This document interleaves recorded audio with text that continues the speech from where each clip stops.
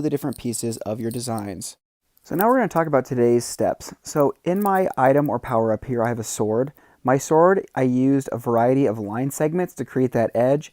And I also used a slight variation of the yellow throughout that to create tints and shades of several different colors. So it creates that illusion that that blade has a little bit of depth to it.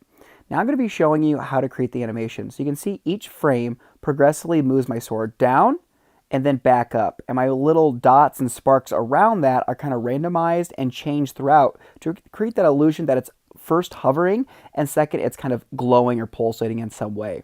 Although that is a very simple animation, it's very effective for this item. Once you're done, today's video is going to be focusing on the environment. This specific environment here is more of a cityscape with several different buildings, clouds, sky, and a road in the foreground.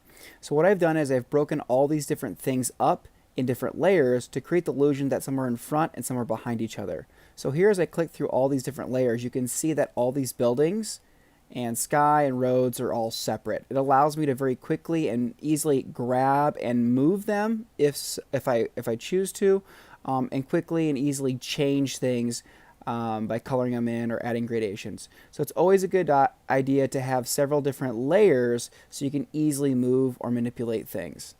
So here's an example of this technique in action.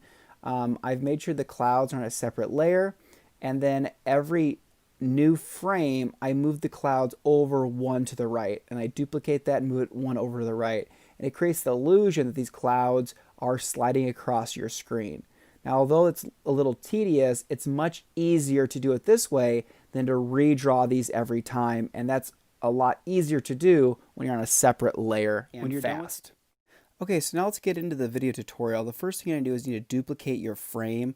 That's usually what I recommend so you can add a little bit of change. So there I'm kind of showing you if you just move it up or down slightly, you can see how it's flipping back and forth between that action. Now what I'm doing is I'm grabbing the lasso tool. I'm going to select his head and basically cut and decapitate my character. Add another layer and then Control V or paste that head back on there. Move that slightly down and you see his head goes up and down because it's flipping back and forth between the frame 1 and the frame 2.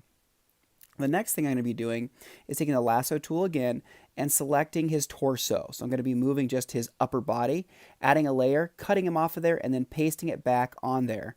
Then I'm going to be moving that torso slightly down. So it gives a little bit of wiggle in his torso as well as his head.